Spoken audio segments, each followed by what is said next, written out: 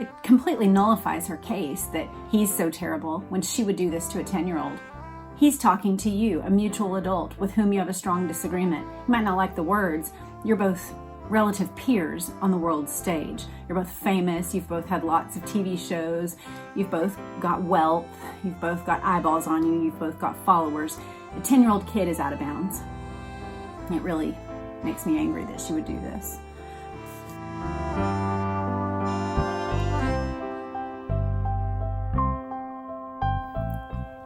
Hello and welcome back to my channel, and if you are new, then welcome. I hope to earn your subscription today. We have been working our way through Melania. This is Melania Trump's 2024 autobiography, and we are now to the point where she is living in the White House. The chapters we're going to get into today are going to be all about her White House activities. We have talked about the transition to the White House. We've talked about the actual physical renovations and updates that were made. And now we're going to talk about her actual events that she was responsible for overseeing in the White House. And I think we're going to go ahead and get into the foreign travels as well. So let's just get right into it. I hope you're enjoying this series. I am too. I've been learning a lot, and it feels really timely now given the outcome of the election, which we didn't know when we started. We just were starting this book. People were interested in it, and I decided to go ahead and read it, even though it wasn't on my radar at all. And it's been really insightful. I particularly am enjoying these chapters where she's giving us a lot as far as what went into her White House days. So let's get into it together. Chapter 12, Welcome to the White House. From state dinners to official parties, I strove to orchestrate every detail to perfection. Our first formal party was the Governor's Ball, an annual black tie event held in late February for all of the nation's governors and their spouses. Technically, the President and First Lady are co-hosts, but as with many White House events, the details and execution are largely the responsibility of the First Lady. This was my first major event, and I wanted it to be perfect. I quickly got to work on preparations, collaborating with the talented designer and event planner, David Mon. I encouraged unity in a statement before the event, urging guests to set aside political differences. The state dining room was beautifully decorated, and the evening was a great success. The event brought together Democrats and Republicans, striving to set a positive tone for their future interactions together. As I gained more experience planning and hosting White House events, I became more comfortable with the range of special occasions that called for my creative involvement. On Valentine's Day, I had the pleasure of visiting the children at a hospital run by the NIH. We shared the joys of making crafts together and indulging in sweet treats. Comforting children was one of the most rewarding aspects of my role as First Lady. In March, I hosted a luncheon for International Women's Day. I also had the privilege of speaking at the International Women of Courage Awards ceremony at the State Department. I was inspired by stories of incredible individuals, from a woman who stood up against early and forced marriages in Bangladesh to an activist who helps provide shelter and support for women escaping violence and oppression in Iraq. State dinners are decidedly formal affairs. I chose to take a hands-on approach to planning the first state dinner. The purpose of a state dinner is to host foreign leaders, following a strict protocol of events and ceremonies. I was determined to make the state dinner for French President Emmanuel Macron and his wife, Brigitte, a memorable and elegant affair.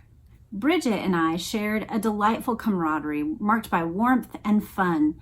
Our interactions were enjoyable, and we were always glad to see each other. I was thinking, in this way, the President and First Lady are sort of like the titular head or the ceremonial head that the royal family plays in Britain. And we don't always think of this side of their work, but it is an important part of what they do to build these relationships for soft diplomacy, where they are working for the benefit of the American people, and yet nothing immediately comes out of it. There's not a bill you can sometimes point to that says, oh, this agreement or this situation was resolved because of that meeting, but it's more that we're developing goodwill, communicating the heart of our country, and they're doing the same, and we're able to build relationships together.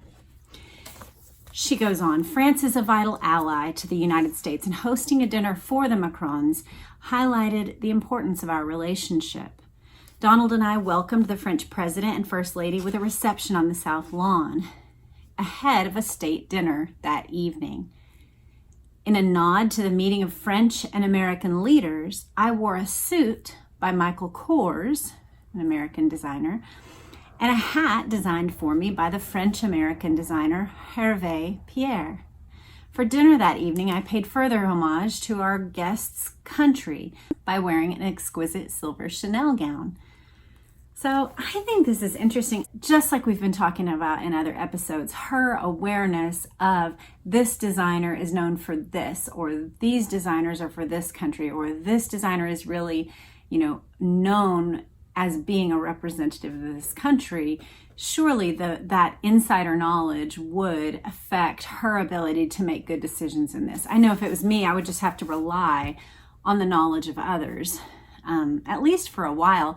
I know Princess Catherine is pretty well known for this. I read a little book about her fashion journey, and I know that the further she's gone on in the royal family, the more aware she's become of these things. But Melania Trump entered the White House with that knowledge already in her head, which I'm sure would be advantageous.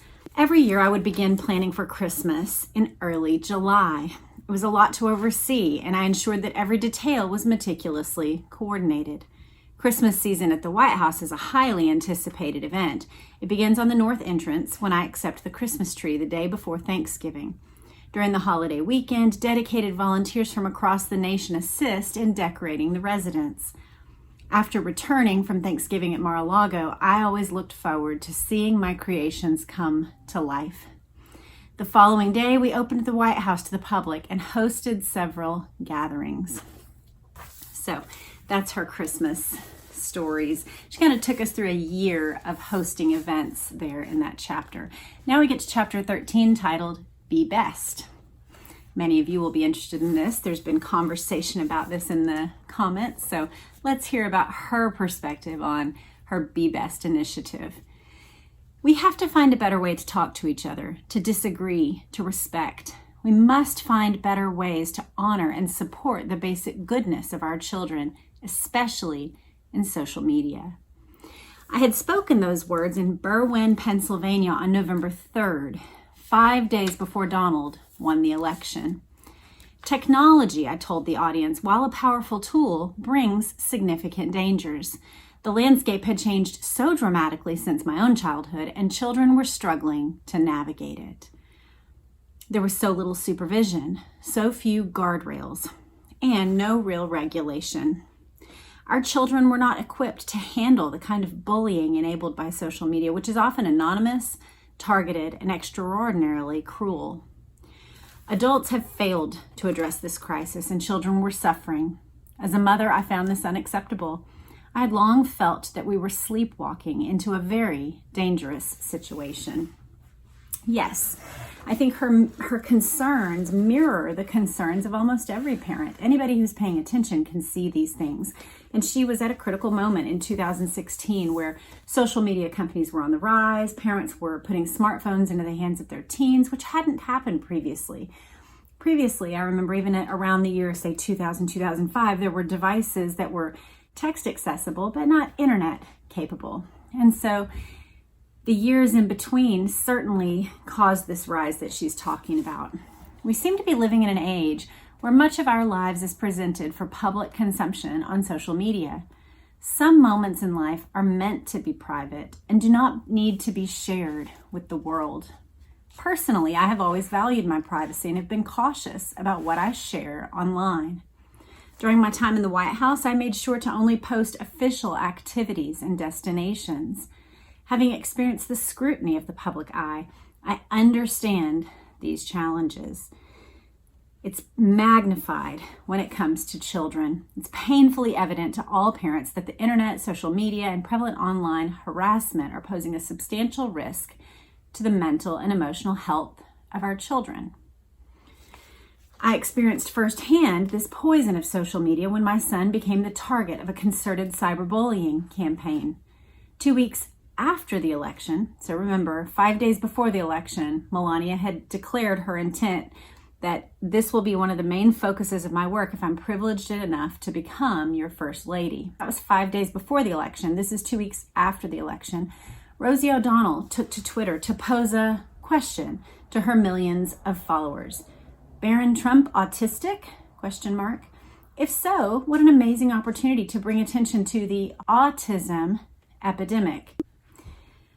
This is completely out of bounds. I knew, of course, like we all did, that Trump and Rosie had their little feud. She was angry. I'm sure she had been called terrible names, and I don't know what she had said about him. I just remember that he had said ugly things about her. But she knew better than to attack a child, a 10-year-old child. It's really cruel. It's really heartless of anyone to do that. It makes me so angry. It really makes me disrespect her because she was already a mother at this point. So anybody, even if she wasn't a mother, everybody knows not to do this. But she's a powerful, rich woman who is supposedly trying to make the case that he's the idiot bully. And yet she's acting like this. It completely nullifies her case that he's so terrible when she would do this to a 10-year-old. He's talking to you, a mutual adult with whom you have a strong disagreement. You might not like the words. You're both relative peers on the world stage. You're both famous. You've both had lots of TV shows. You've both got wealth. You've both got eyeballs on you. You've both got followers. A 10-year-old kid is out of bounds. It really makes me angry that she would do this. Melania continues, wants us to know, I was appalled by such cruelty. It was clear to me that she was not interested in raising awareness about autism. I felt that she was attacking my son because she didn't like my husband. Rosie's tweet alone was irresponsible and hurtful, but the worst part was the video O'Donnell linked to, which was a 7-minute video of Barron at various events over the years. Someone had painstakingly compiled the footage and added captions like, quote, his hands are moving erratically and aren't touching each other. In reality, Barron was simply behaving like any other child his age. This tweet and video targeting Barron were not only cruel and invasive, but completely unfounded.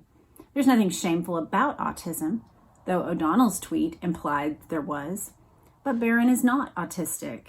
To float such a question to millions of people, knowing exactly how it would be received, was beyond careless. It was heartless. Bullying a 10-year-old is egregious, but doing so under the flimsy pretense of bringing awareness to a condition that many people genuinely suffer from was truly repulsive. The sheer malice of O'Donnell's act made me furious. There was a child at the other end of that tweet. I felt awful for Barron, who had done nothing to deserve such treatment, especially from adults. I knew it would go viral. I knew how much it would hurt him. As a parent, it was devastating. O'Donnell issued an apology a few days after her bullying message, but the impact was undeniable. It's unfathomable to me that she, as a mother herself, could not foresee the consequences of her words on a young boy. Barron's experience of being bullied, both online and real life, following the incident, is a clear indication of the irreparable harm caused. No apology can undo the harm inflicted upon him. Yeah. It's like that old saying, you can't put the toothpaste back in the tube. Once the words are out there, once you've made this assertion, there's no way to walk it back.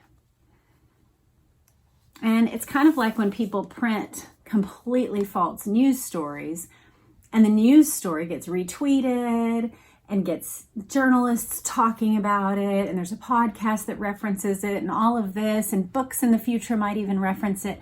And then a couple weeks later or a month later on the website or at the bottom of the newspaper in a back section, there is the retraction. There's no way to really undo a lie, and there's no way to undo this kind of bullying. Clearly, I wasn't alone in grappling with the effects of online bullying. As First Lady in September 2017, I hosted a luncheon at the U.S. Mission to the United Nations and delivered a speech on the perils of cyberbullying. I was keenly aware of how perilous the online world could be. Adults preying on children, cyberbullying among peers, abuse, gossip, and relentless peer pressure.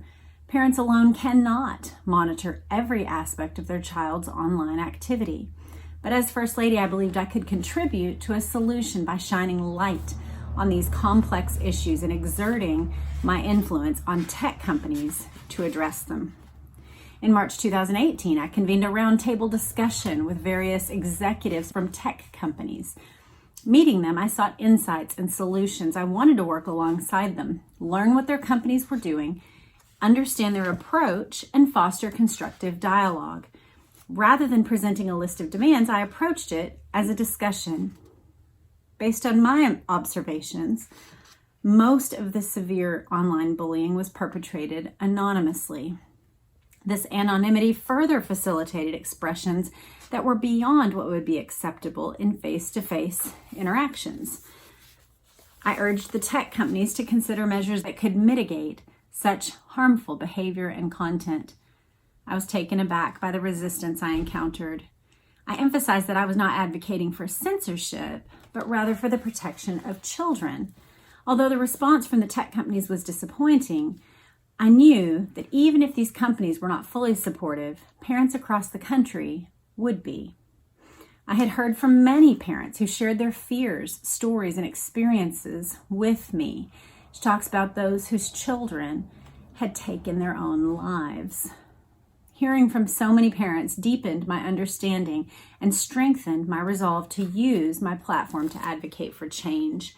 I decided to launch an initiative aimed at implementing impactful changes to ensure children's well-being. I wanted to take my case directly to the American people, parents and children alike, partnering with community groups and inviting people to the White House to share their experiences and resources. And I just wanted to say, I think this is the best course of action in a free society. Later on, when she travels, she actually mentions the high levels of control that a country like China can exert on its population. We don't live in that kind of high control society. We live in a free society where we're allowed to think what we wish, believe what we wish, and act according to our own consciences, including in the raising of our children. But a critical role that leaders, influencers, and like her, the First Lady, as well as our elected officials, can help Americans with is to bring us information, to make sure that we are educated, that we're aware of our options, that we're clear on what we can do. For example, if there was an app that helped parents keep the hours of their children's device to certain things, it'd be a great thing for a First Lady like this to highlight, especially now, 2024, there's so many more resources. And so equipping parents, not schools, not tech companies to control, but equipping parents on how they can make good decisions or discern, just filling them up with resources that are good quality, dependable resources that can help them discern this world would be helpful. So I think advocating for discussion and resources and equipping is the way to go. She said, I worked on developing a distinctive logo and brand name. I called it, quite simply, Be Best. On May 7th, 2018, I delivered a speech in the Rose Garden to launch Be Best. This program was designed to address online safety and other critical issues affecting women and children. Introducing it, she said, today I'm very excited to announce Be Best, an awareness campaign dedicated to the most valuable and fragile among us, our children. I outlined 3 pillars of the initiative: the well-being of children, online safety, and tackling opioid abuse. I believe we should strive to provide kids with the tools they need to cultivate social and emotional health. It's our responsibility as adults to teach our children to use their voices with respect and compassion. I was proud to introduce Be Best to the world. Knowing the importance of having Donald's support, I invited him to come to the podium for a few words. It shares his speech, and then it says, today we pledge to be best, Donald concluded, before officially making May 7th Be Best Day. I started receiving feedback from mothers immediately, and their responses were overwhelmingly positive. They expressed relief and gratitude. Finally, thank you for bringing this issue up front. Parents, of course, understood the importance of protecting their children, and they appreciated that someone was speaking out. The desire to safeguard our children clearly transcends political divides. It does, and it should. But unfortunately, Rosie's comments are kind of like a harbinger of what was about to come. I had anticipated some criticism in light of Donald's social media behavior. Pause. I just want to highlight Melania is not sticking her head in the sand, and she's not even in her own telling, in her own words, acting like Donald Trump's behavior on social media, his words, his phrases, his mean tweets, as they've been called, were nothing. She's not whitewashing them, and she's not ignoring that they even exist. I'll just go back and read it. I had anticipated some criticism in light of Donald's social media behavior. But despite the scrutiny that my stance might receive, addressing this issue was a personal priority to me. Throughout the campaign and his presidency, I maintained that my advocacy wouldn't be swayed by how my husband managed his Twitter account. Helping parents and children address the challenges of the digital age was my focus. I was heartened to see quick support and interest in the Be Best initiative from organizations like the Family Online Safety Initiative and the National PTA Legislative Conference. It was encouraging to hear from First Ladies globally. However, following the launch of Be Best, the media attempted to diminish this remarkable initiative by focusing on its title. Critics questioned the grammar, suggesting alternatives like Be Your Best or Be the Best. I chose #BeBest intentionally. It struck a chord with me and projected strength, positivity, and confidence. Its catchy, memorable, and unique nature set it apart. So I just wanted to point out she wanted this. She chose it. And I think it's an indicator, having read what we've read, especially about how her speech that was partially plagiarized and she didn't realize it. She had kind of outsourced that speech to a different part of the campaign, and she ended up regretting it. She got, of course, great criticism over it and humiliation about it. And so I think this is one of those times when early after that, she was just like, no, this is what I want to do. I want to call it this. This is what I like. She did. I knew early on that the opioid epidemic was an area where Be Best could make a difference. For years, I had been deeply moved by the stories of individuals struggling with addiction. The devastating impact of this crisis on families, especially young mothers, was clear. In September 2017, I hosted a roundtable at the White House focused on opioid addiction, where I listened to the heartbreaking stories of recovering addicts, parents of overdose victims, and addiction and recovery professionals. After attending the roundtable on the opioid crisis, I visited Lily's Place, an infant recovery center in Huntington, West Virginia, to gain a deeper understanding of neonatal abstinence syndrome, a condition in which newborns experience opioid withdrawal because their mothers were addicted to opioids during pregnancy. Witnessing the suffering of these newborns was truly heartbreaking. Yeah, this is issues awareness work, which is very similar to what the royal family does in the UK, where it's not as if their presence all of a sudden heals the sick child. It's not as if their presence suddenly fixes the leaking roof, but their presence brings attention, and it brings eyeballs, and it brings community partners together to think alongside that area of interest. How could we help with that? Maybe I should volunteer at that clinic. Maybe I should give money to that. Maybe I could help by doing XYZ. That is this role of the First Lady where we say, she doesn't have any power.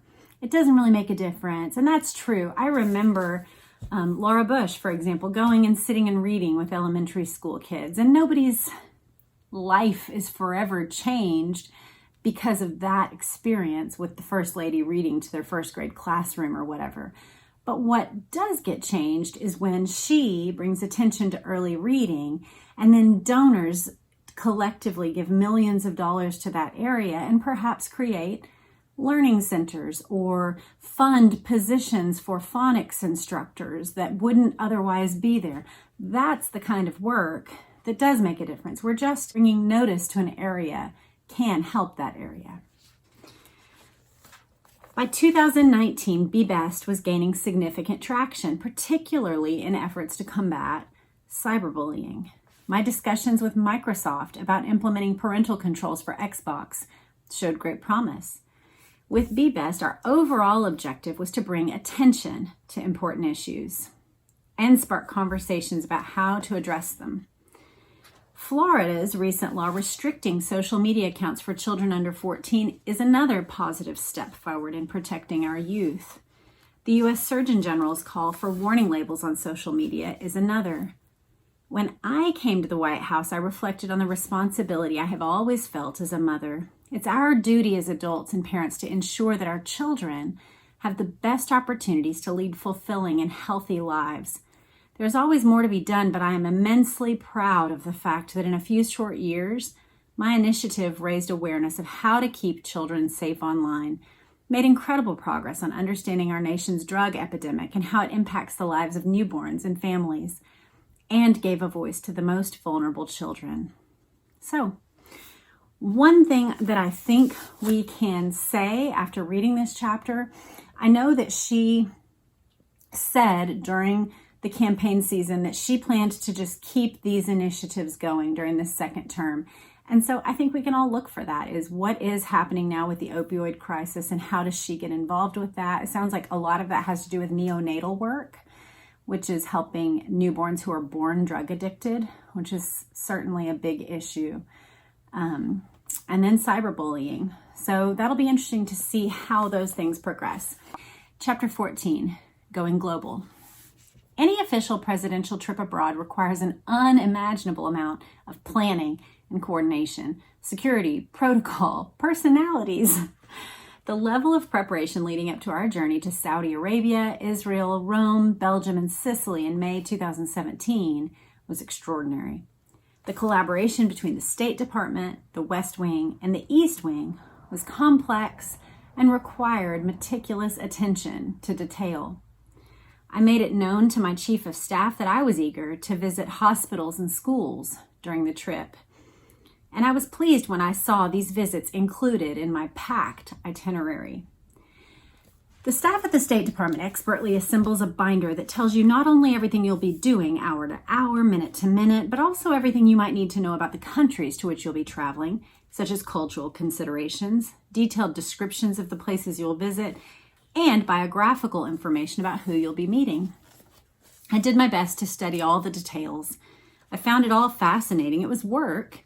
Being First Lady was always work, but I thought of it as a welcome opportunity to expand my knowledge. A foreign trip with the President and First Lady is a delicate operation, sure to be scrutinized by the global media. It's important to avoid embarrassing diplomatic mistakes that might distract from the important issues. This journey marked a significant shift in our perception of travel. Before Donald became president, we had enjoyed quick getaways as a family of 3. But now any travel involved an extensive operation with 2 full planes of individuals, including staffers, reporters, and security guards. The atmosphere surrounding our trip to Saudi Arabia was filled with anticipation. There was some concern that the welcome could be unfriendly because of the travel restrictions Donald had placed on several countries in the Muslim world, places that he felt weren't taking terrorism seriously enough. This was the first Muslim country we visited. King Salman bin Abdulaziz Al Saud greeted us at the international airport in Riyadh with warmth and respect, breaking tradition as he greeted me. I had been warned that it wasn't the Muslim tradition to shake hands with women and that the king might not extend me the courtesy. So let's look at this. When we met, he not only shook my hand but kissed it. This was a promising start. As is customary for the First Lady, I had carefully selected meaningful gifts for our hosts.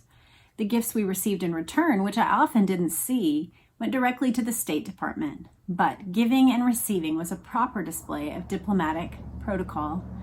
We were attended by robed men in their traditional attire, while we sipped on the fragrant tea we had been offered as a traditional gesture of hospitality. Donald was chauffeured with His Majesty, while I had my own vehicle. When I entered the car, the princess was seated to my left, offering a warm smile in greeting. We chatted about her family and her beautiful country with its stunning landscapes and rich history. I like seeing this behind-the-scenes look. Like she's studying her notebooks. They get there. She already knows, if he reaches out, then I'll shake his hand. But if not, I'm just going to stand here and act like it's all normal. The men go up in the front car, or the leaders of the countries go in the front car, and then she's there with the princess. That's interesting. Upon my arrival at Al Yamama Palace, I rejoined Donald and the king while the princess returned to her own home. The official welcome ceremony took place later at the royal offices, where we were greeted by a procession of horsemen bearing Saudi and American flags. We toured Moraba Historical Palace, where traditional sword dancers invited Donald to join them in the performance. The day concluded with a celebratory banquet held in the courtyard featuring traditional music. The following day, while my husband attended to his very busy schedule, I seized the opportunity to visit the prestigious American International School. In the absence of our traditional First Lady in Saudi Arabia, I ventured solo, accompanied only by my team. The encounters with the students and educators left enduring memories. As I explored Riyadh, I couldn't help but notice the absence of women in many spaces. It is one of the most striking things in this part of the world. Everywhere I went, men predominated, highlighting the cultural differences in this mostly Muslim society. While I respected their cultural norms, I couldn't help but empathize with the women of Saudi Arabia whose freedoms are limited. One rare exception to this was the General Electric All-Women Business Process and IT Services Center. Clad in elegant black attire, veiled in their traditional fashion, the women there diligently worked at their computers, a heartwarming sight in a nation where too many women are denied entry into the workforce. Though their faces were concealed by hijabs, their eyes gleamed with fierce intellect and exquisite beauty. While I have long upheld the value of traditional gender roles, acknowledging the innate differences between men and women, I was thinking about how best to leverage my platform to champion women's empowerment. My own independence has always been very valuable to me. Having established successful careers both before and during my marriage, knowing that I can stand on my own if necessary, gives me great confidence in everything I do. Leaving Saudi Arabia, we arrived in Israel on the morning of May 22nd, and we were graciously welcomed by Sarah and Benjamin Netanyahu at Ben Gurion Airport. It was a pleasure to reconnect with Bibi and Sarah, whom Donald has known for a long time and whom we had the pleasure of hosting in Washington earlier that year. I had thoroughly enjoyed my time with Sarah during our visit to the National Museum of African American History and Culture, and I was excited to visit her country and explore this new and unique destination. Israel was a stark contrast from Saudi Arabia. "The media hate us," Sarah said to me as we stepped away from the plane, "but the people love us." "We have that in common," I replied. That's interesting. When I was with my Marine last week, we spent time listening to the Joe Rogan interview of Theo Vaughn and then the Theo Vaughn interview of Donald Trump, which I had only heard parts of. And when Donald Trump was with Theo Vaughn, he said almost this exact same thing that Sarah said. The media's obsession with sensationalizing trivial gestures was evident, as they distorted a simple moment between myself and my husband. As we walked down the red carpet, I gently waved away his attempt to hold my hand. The media labeled it as a swat and used it as supposed evidence of marital discord. The occurrence, dubbed a swat by the gossip mongers, was a mere misunderstanding. Protocol demanded that the president and prime minister walk side by side, with their spouses trailing behind. Yet, unforeseen circumstances led to a slight deviation from the norm. Bibi ended up holding his wife's hand, and my husband walked beside them, 3 abreast. The red carpet simply could not accommodate all 4 of us abreast. I allowed my husband to continue walking with the prime minister and his wife, opting to take a step back. When he reached out to offer his hand, I declined, indicating that I was perfectly content walking on my own. Well, maybe. I don't know how y'all feel about that, but I think you're allowed to be irritated with your spouse or even do something like this. But also at this point, she would have known that would have received that sort of critical view. So I kind of feel like, I don't know. Maybe that is true. Maybe that's why she's addressing it here, that she just was, trying to say, no, go on, y'all talk. But, was there irritation? Maybe. I could see having irritation. Like, why are the three of y'all up there and I'm back here by myself? Go on, just do that. I don't know. Maybe it's true, maybe it's not. That's where I'm at with this. What do you think? We'll finish up with this. Our schedule was always filled to the brim. We were set to visit the Western Wall and the Church of the Holy Sepulchre, two of the holiest sites in the world. While Donald engaged in diplomatic endeavors, she went to the Hadassah Medical Center and spent time with children, distributing books and games, and seeing pediatric patients and nurses. After Israel, we were off to Rome, much more familiar ground for me. Italy has always held a special place in my heart. It was where my family would vacation, where I participated in one of my earliest modeling competitions, and where I first lived independently, in Milan. I have wonderful memories of Italy and had explored much of the country, including the Vatican, which I visited with my parents as a child. Visiting now as First Lady, I was looking forward to meeting the Pope for the first time, which was a special occasion for me as a Catholic. She talks about her family's connection with Catholicism, and she brought a rosary with her, hoping for a blessing from the Pope. I just want to say there are more photos in this book than I am sharing, and so if you are at all interested in this, I would just urge you to get the book. The link is in the comments, and she really, out of this entire book, I would say almost a third of it, I don't know if you can see, but the cream color is the books, and then the white color of pages is photos. So there are more photos by far than I am showing. So you may want to get the book. And many of the photos, like for example, I couldn't find photos online of the rugs that she was talking about. She had them in here. So there's a lot of photos that are available here that are not available just if you do a Google search. During our meeting, I requested Pope Francis's blessing on my rosary, and he graciously obliged. While Donald had a private meeting with the Pope, I went to the Bambino Gesù Children's Hospital. I vividly recall a tender encounter with a young boy, merely 8 years old, surrounded by life-saving machines. His delicate face, barely visible beneath a sheer veil, awaited the miracle of a heart transplant. Standing by his bedside, I fought back tears. I felt powerless. The medical team promised to sustain him until a suitable heart could be found.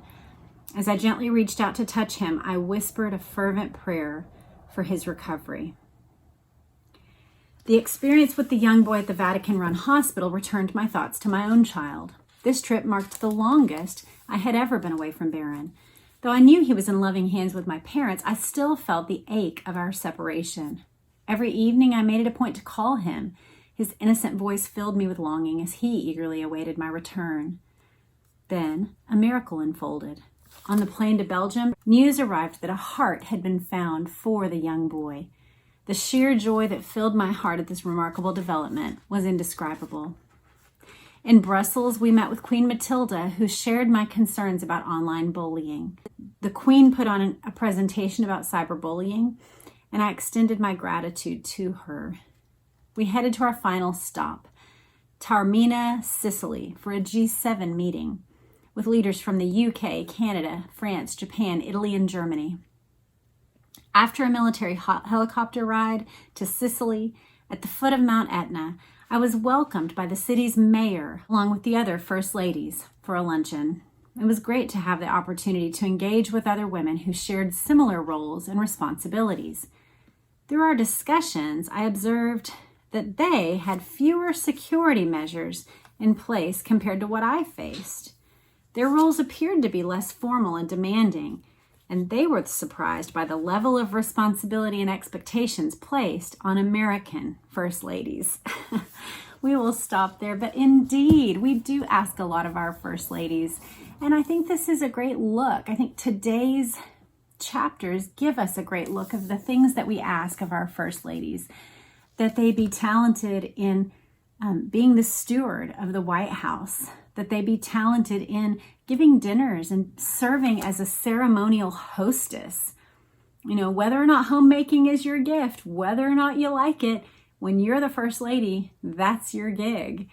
And then traveling like this and studying other cultures, getting to where you can interact in a way that is for the good of the nation. There's a lot there that we are asking of our first ladies, and so I really appreciate her just laying that out. In our next episode, we will be continuing the understanding of her travels, and we will get into some moments of crisis that they faced in their White House. So I hope you'll come back for the next episode. Let me know in the comments what you thought of this, what stands out to you, what you learned, or what you think about some of those questions that we encountered along the way. And if you've made it this far without subscribing, please go ahead and hit that button. I'd be glad to have you along for this journey and any other future book discussions we have. Thanks for joining me. Have a great day. Bye.